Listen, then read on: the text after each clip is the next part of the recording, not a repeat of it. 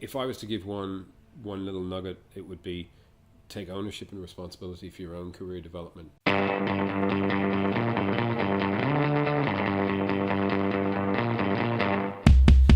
Hi everybody, I'm delighted to be in Tony Hughes' house here. Thank you for hosting us, Tony. You're welcome. And I'm also delighted that I've got two of my best mates here, and we're going to throw some subjects around about sales leadership and so on. So guys, welcome. Thank you. Thanks, John. And let's start by talking about how we de-risk our sales career. I think that's a big subject, and the world's changing so quickly. We really need to understand, or as salespeople, how we de-risk, how we ensure our sales career is successful.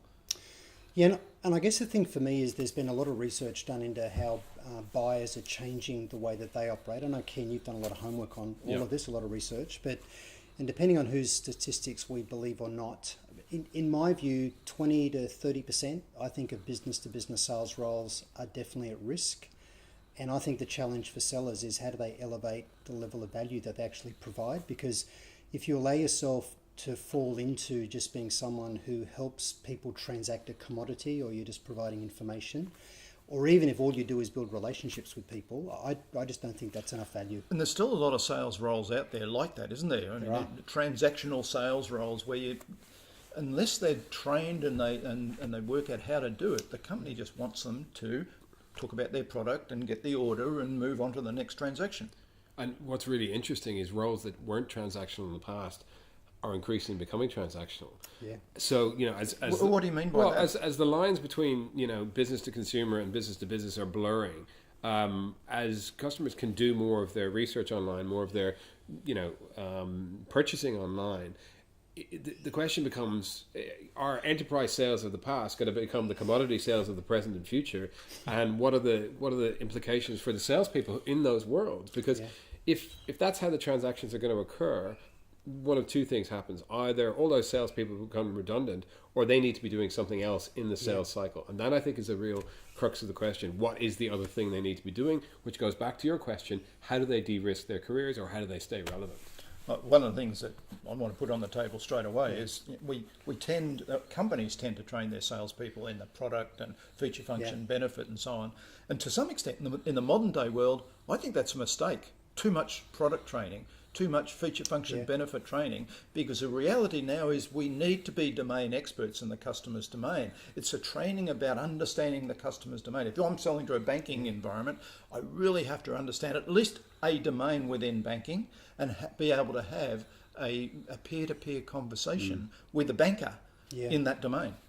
Yeah, it's true. And buyers today have got the expectation of us having done our research and knowing their industry, their company, and them in their role, and then they expect us to personalise and tailor that and anticipate, you know, what would matter. The thing to me the sellers need to get really good at is focusing on what the business case would be for a potential client in changing the way they currently operate.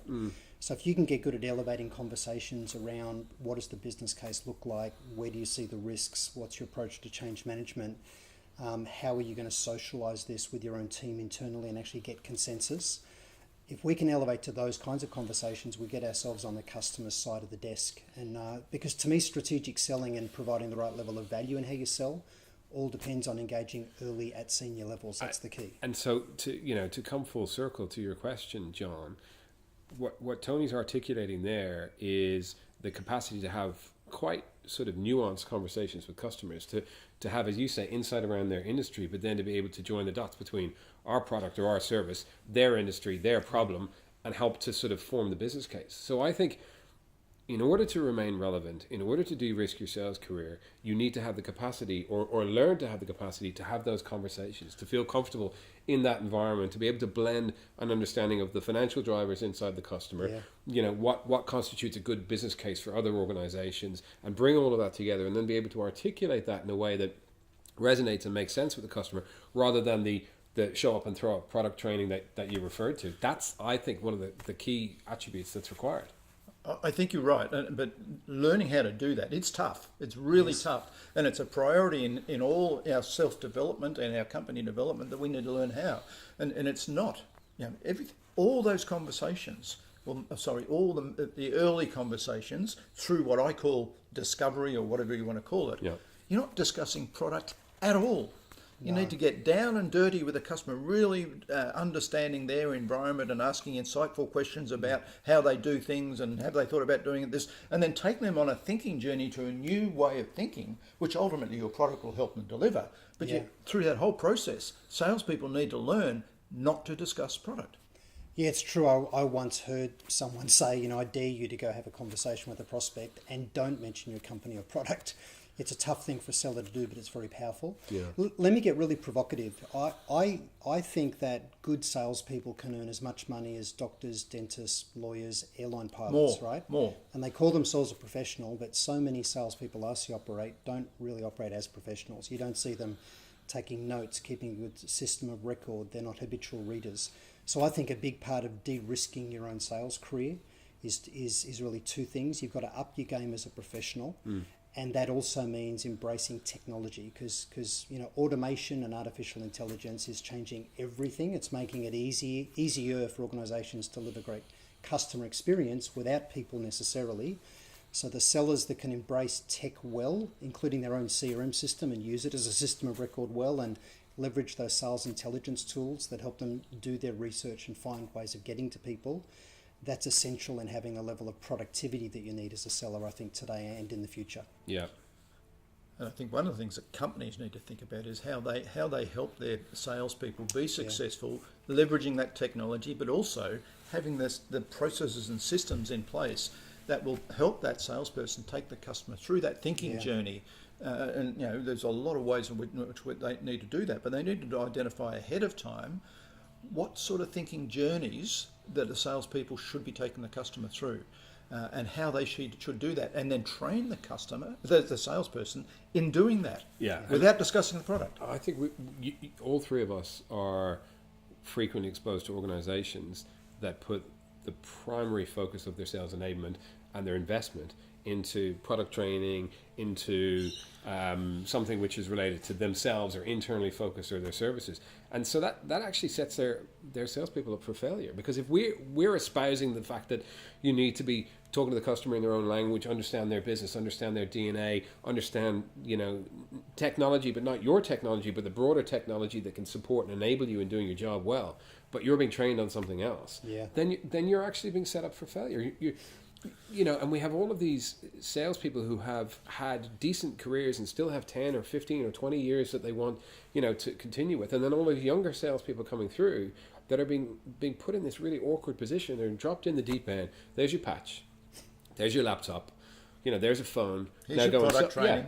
Here's your product training. Now go sell. And actually, we're not arming them with the tools that they really need, not only to be successful, but to have a long, sustainable career. And it's more than just learning how to ask questions. I mean, I've seen lots of people say, hey, we're going to teach our salespeople how to ask questions and follow a script. And that's doing the wrong thing, because we need to be in the moment with the customer. And if you start writing questions down and scripting things, etc., you're not going to be in the moment with the customer. You're not going to be able to be seen as a trusted advisor to the customer by bringing insight to the table, having the right stories at the right time. All that preparation the company needs to do and help the salespeople so they can deliver that value through the conversation. So John, let's summarise. So what do you think the summary is? I think the first thing is sellers need to increase the value that they provide. They've got to get away from just helping people transact commodities. Independent of the product. Yes. Totally independent of the product. Yeah, I absolutely Look, agree with that. if I was to give one little nugget, it would be take ownership and responsibility for your own career development, because you're going to be working in probably multiple organizations throughout your career. They'll have different selling philosophies. They'll be in different markets, different stuff going on internally. You've got to own this stuff. There's a ton of value out there in the world that you can access for free in your own time. And as you said, be a lifelong learner, be a lifelong reader, question things, be curious.